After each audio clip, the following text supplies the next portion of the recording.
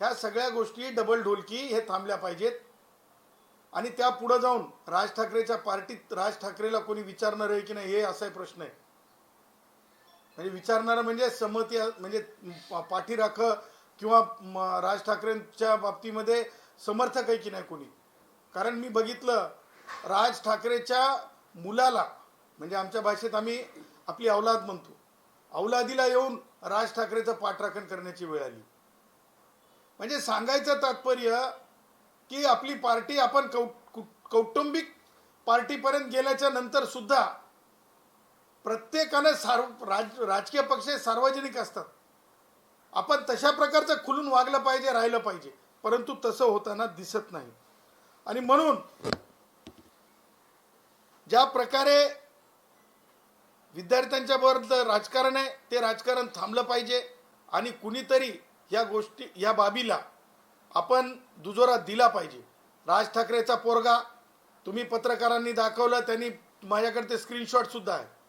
म्हणे सोनम वांगचुकला पाठिंबा आहे, पण म्हणे तो कोण पोरगा तो काय पार्टी नवीन काढली त्या मुलानं, त्याला मात्र नाही. म्हणजे काय म्हणजे काय म्हणजे काय हे सुद्धा महाराष्ट्र अभ्यास करत असतंय.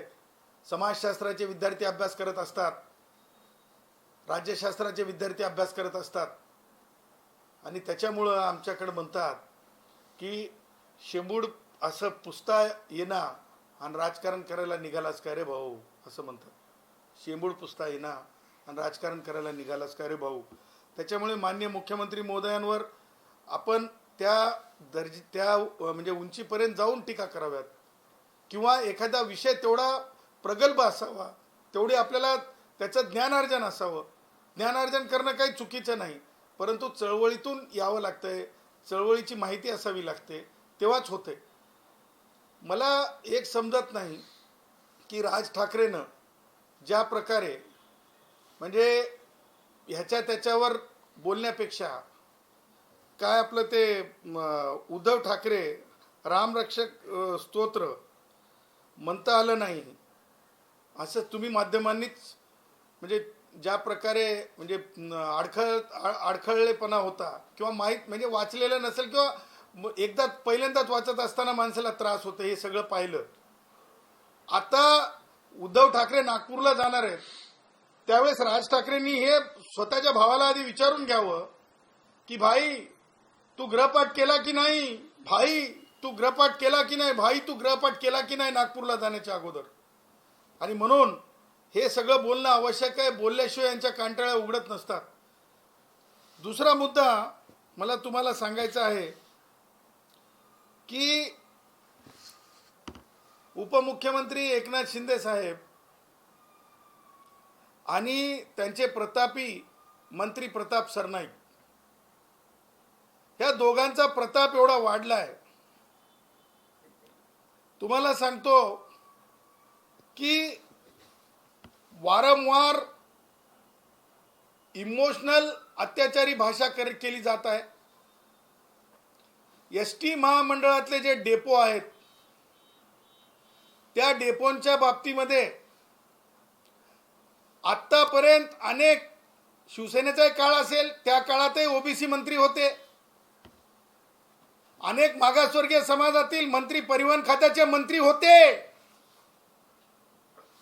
परंतु एसटी मंडळाचे जे डेपो आहेत तिथं जाणारा येणारा दूधवाला आहे, तिथं जाणारा येणारा भाजीपालेवाला आहे.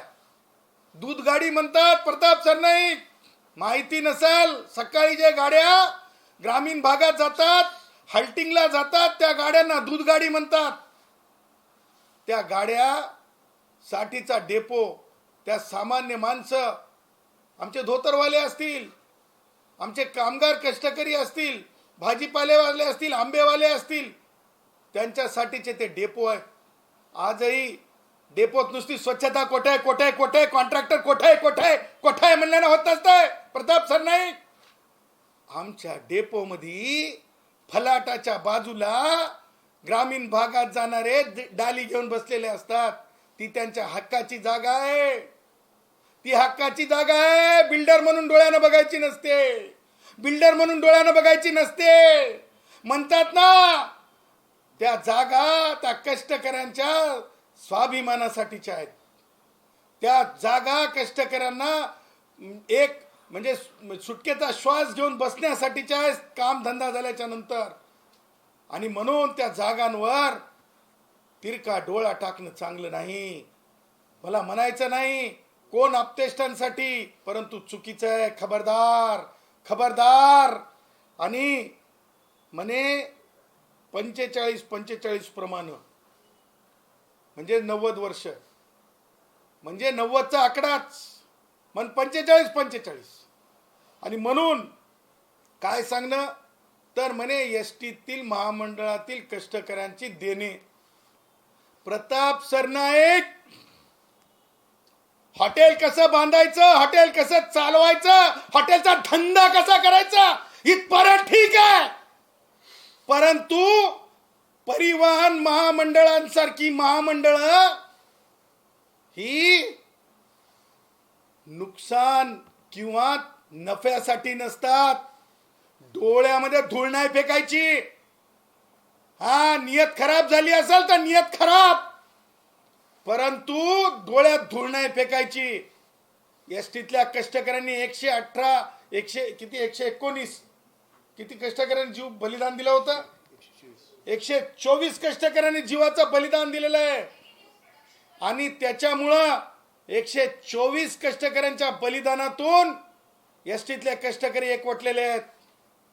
हे सगळं जागेंवर डोळा टाकण्यापेक्षा प्रताप सरनाईक सचमुच म्हणतात ना, मर्द का बच्चा है तो विचारायचं सन्माननीय उपमुख्यमंत्री एकनाथरावजी शिंदे साहेबांना आणि उदय सामंतांना, सन्माननीय मंत्र्यांना, की तुम्ही पहिल्यांदा जेव्हा उद्धव ठाकरे पासून बाजूला झालात, याच एसटी वाल्यांनी आझाद मैदानामध्ये तुमचा जय जयकार करून आझाद मैदान भरलं होतं. तुमच्या अधिवेशनासाठी काय होतं वर्धापन दिनासाठी 7वा वेतन आयोग देण्याची चिठ्ठी कुठे हरवली.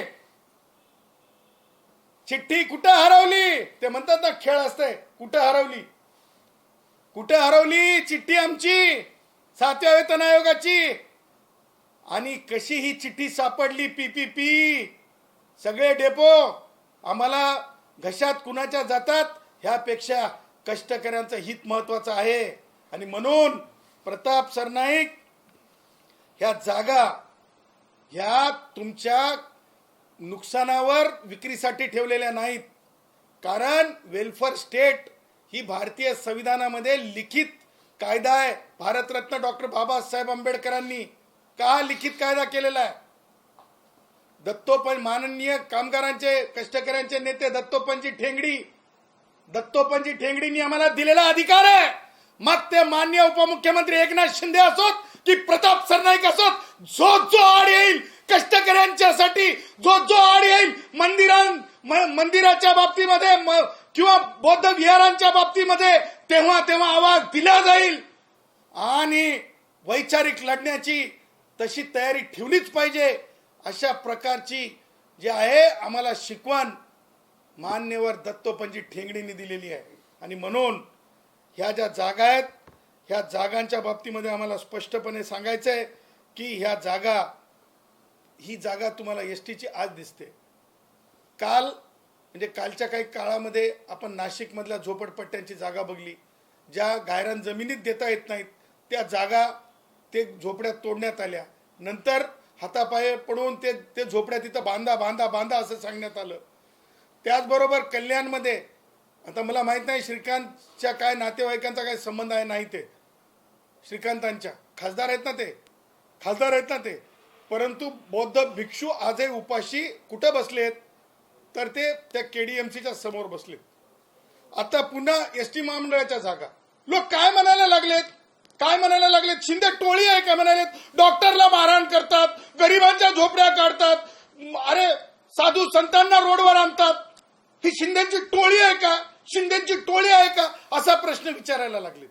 आणि म्हणून आमचं म्हणणं आहे की प्रकारे बाल्कोच्या जजमेंटच्या नंतर जी संहिता पाळली गेली पाहिजे, म्हणजे 2/3 कमीत कमी कष्टकऱ्यांना लक्षात घेऊन नंतरच कोणताही निर्णय अपेक्षित आहे, परंतु तसा निर्णय घेण्यात आलेला नाही.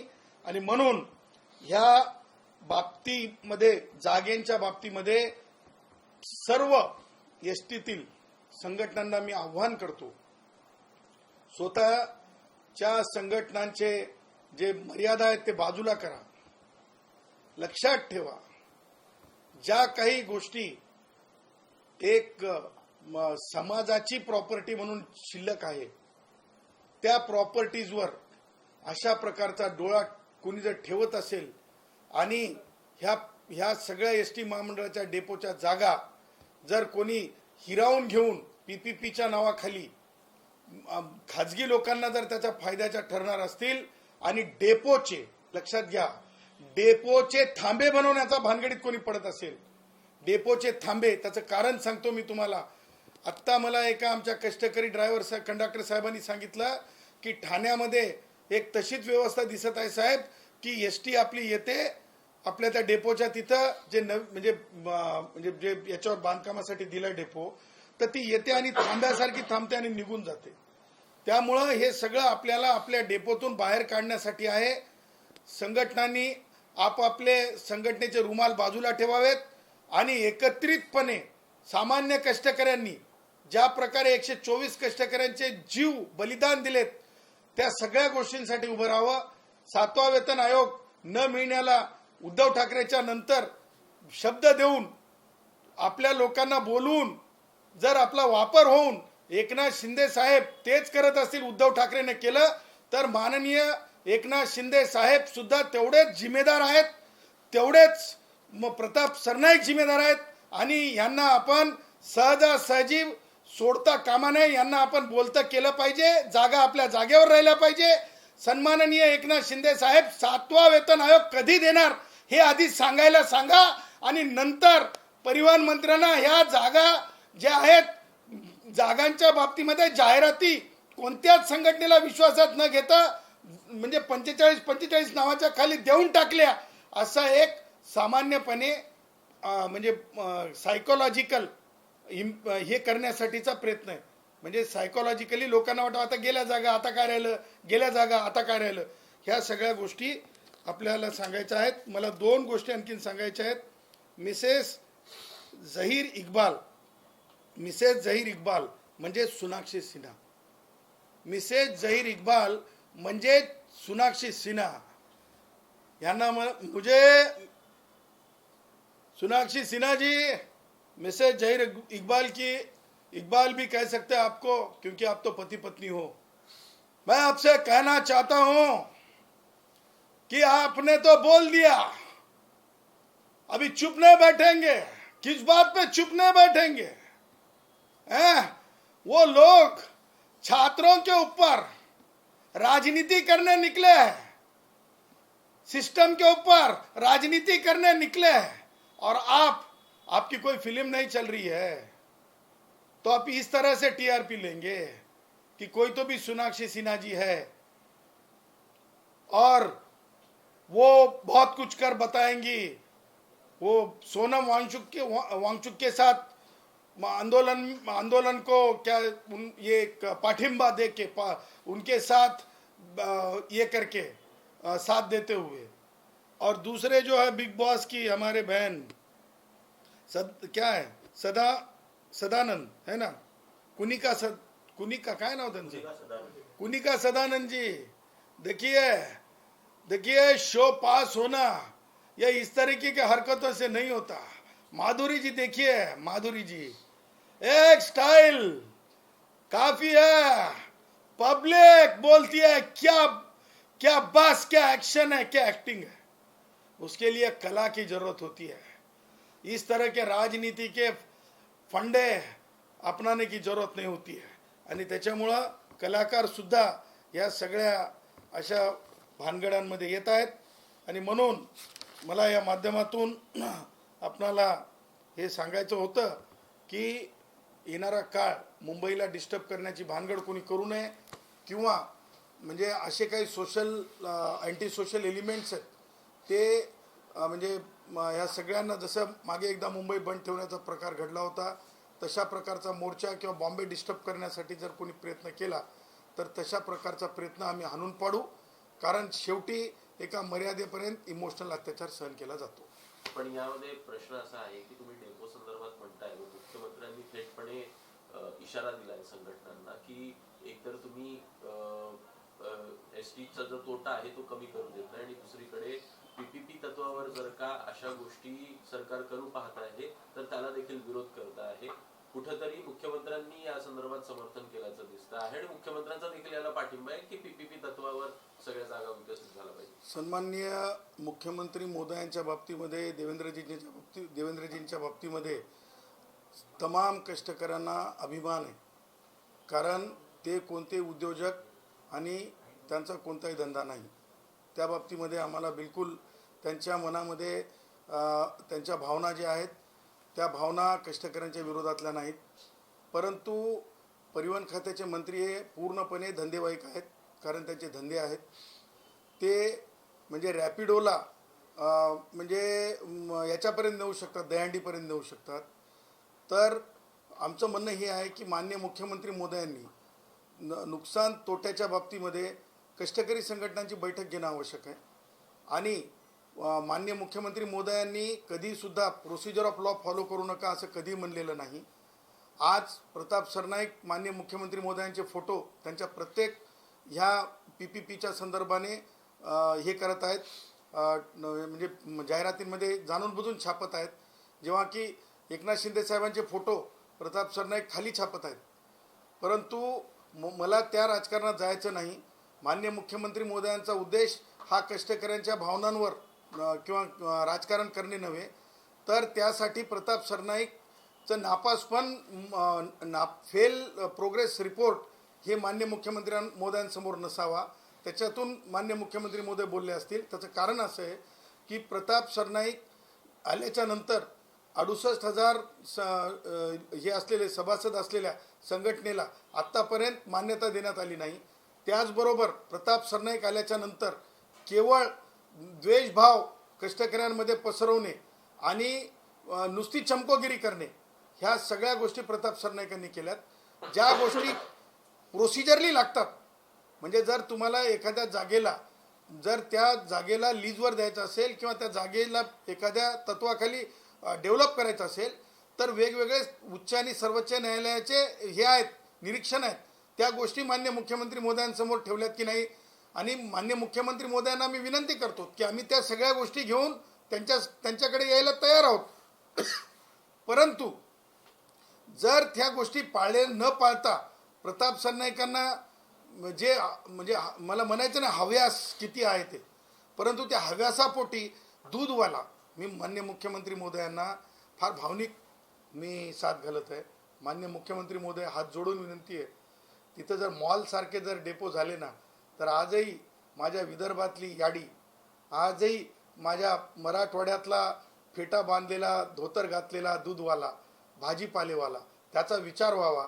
कारण मॉलमध्ये ना तो मध्यमवर्गीय माणूससुद्धा जाताना ना ते काच ढकलताना माणूस दोनदा विचार करतो. आणि त्यामुळं मंत्री परिवहन खात्याचे धंदेवाईक असल्यामुळं अगोदर ह्या सगळ्या चिंतनीय गोष्टींवर संघटनांना एकत्रित घेऊन माननीय मुख्यमंत्री मोदयांनी चर्चा करावी. आणि मला हे माहिती आहे की आत्तापर्यंत आज तारखेपर्यंत शासन निर्णय, तुम्ही पत्रकारांना मी विचारतो, प्रताप सरनाईक जाहिरातबाजी करत आहेत, तुम्ही शासन निर्णय वाचलाय का? पर्टिक्युलरली तुम्हाला विचारतो, शासन निर्णय मला पाठवा. शासन निर्णयाच्या जाहिराती पाठवल्या चालल्यात, परंतु शासन निर्णयाच्या जाहिराती पाठवल्या चालल्या, शासन निर्णय आला का? मुद्दा तो आहे.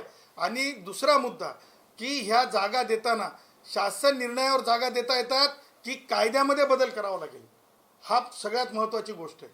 कायद्यात बदल झालाय का? तिसरा मुद्दा, सर्व उच्च न्यायालयाने तर असं एक निरीक्षण नोंदवलेलं आहे की आमच्या कोर्टाच्या जागासुद्धा तुम्ही उद्या द्याल का कुणाला? ह्या सगळ्या गोष्टी महत्त्व ठेवतात. म्हणून मुख्यमंत्री महोदयांनी हे आमच्या भावना, दत्तोपंत ठेंगडींच्या विचारातून आलेल्या भावना आहेत. माननीय मुख्यमंत्री महोदय, दत्तोपंत ठेंगडींच्या विचारातून आलेल्या भावना आहेत. या भावनांचा आपण आदर करावा आणि सांगोपांग चर्चा करावी.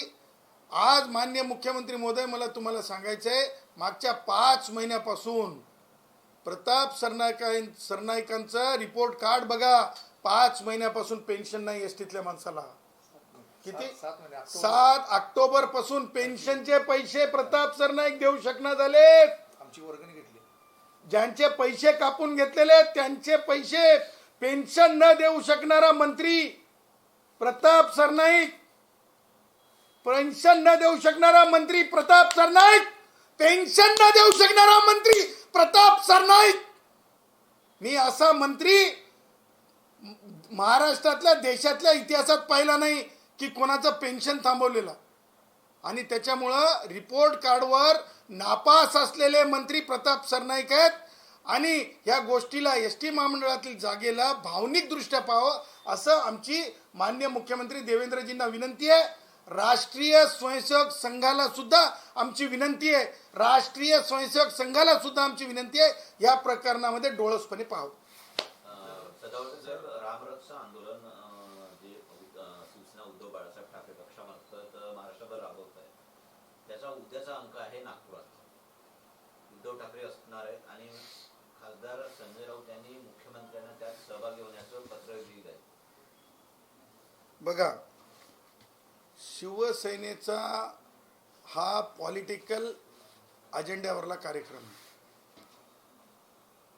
प्रभू श्री रामाच्या किंवा भारतीय संविधानाच्या प्रेरणेनं आपुलकीने हे कार्यक्रम नाहीत. आणि थोडी सुद्धा जर आपुलकी असती आणि रामरक्षा स्तोत्राचं जर अध्ययन झालेलं असतं तर उद्धव ठाकरेंची मुंबईतल्या कार्यक्रमात भांबेरी उडाली नसती. त्याच्यामुळं अगोदर पाठांतर झालंय काय, संजय राऊतांनी उद्धव ठाकरेला हे विचारावं आणि राज ठाकरेनं उद्धव ठाकरेची परीक्षा घ्यावी की रामरक्षा स्तोत्र म्हणजे खरोखर उद्धव ठाकरेला पाठांतर झालंय का. आणि त्याच्यानंतर इतरांना बोलवण्यासाठी किंवा इतर प्रमुखांना बोलवण्यासाठी, मान्यवरांना बोलवण्यासाठी निमंत्रण देण्याच्या भानगडीत संजय राऊतांनी पडावं. मातोश्रीबाई, एक हनुमान चालीसा पठणाचा कार्यक्रम झाला होता, तेव्हा त्या दाम्पत्याला अटक पण झाली होती या प्रकरणामध्ये. आता नागपूरला जात आहेत उद्धव ठाकरे. बघा, एक लक्षात ठेवा, तो काळ उद्धव ठाकरेचा होता. तो काळ, त्या काळामध्ये नुसतं त्यांनाच अटक झाली नव्हती तर सामान्य कष्टकऱ्याचा आवाज बनल्यामुळे आम्हाला सुद्धा अटक झाल्या. त्या काळामध्ये अर्णब गोस्वामी सारख्या पत्रकारांना अटक झाली. त्याच्यामुळे तो काळ उद्धव ठाकरेचा काळ होता. आणि आज जो काळ आहे देवेंद्रजींचा काळ आहे. आणि देवेंद्रजीच्या काळामध्ये जोपर्यंत तुम्ही लोकशाहीनुसार, डेमोक्रेसीनुसार तुमची भावना व्यक्त करता तोपर्यंत इथं कुणालाही अडचण आहे असं मला दिसत नाही. मग तो सामान्यातला सामान्य कोणत्याही वर्गाचा असो, मग तो आदिवासी वर्गातला असो, भटका असो, भटका विमुक्त असो, अनुसूचित जाती जमातीचा असो, खुल्या वर्गातला असो, मराठ्यांपर्यंतचा असो, असं कुठेही देवेंद्रजीच्या काळामध्ये जो काळा काळ होता तो बेअक्कल काळ होता. तो काळा काळ होता ना उद्धव ठाकरेंच्या काळातला, तो बेअक्कल काळ होता. हा काळ बेअक्कल काळ नाही. त्याच्यामुळे जर रीतसर परवानग्या घेतल्या असतील, रीतसर पूजा पठणाची हे केली असेल, व्यवस्था केली असेल, तर मला असं वाटतंय की कायद्याप्रमाणे चालणाऱ्याला देवेंद्रजींच्या काळात कुठे अडथळा नाही. लास्टली मी खूप म्हणजे लोकशाहीला मानणारा माणूस आहे. फक्त मंत्र्यांचे मुख्यमंत्री नसतात, पक्षांचे मुख्यमंत्री नसतात. देवेंद्रजी is my chief minister. Devendraji is my chief minister also. त्याच्यामुळे माझे मुख्यमंत्री किंवा आमचे मुख्यमंत्री कोणावरही अन्याय करतील असं नाही.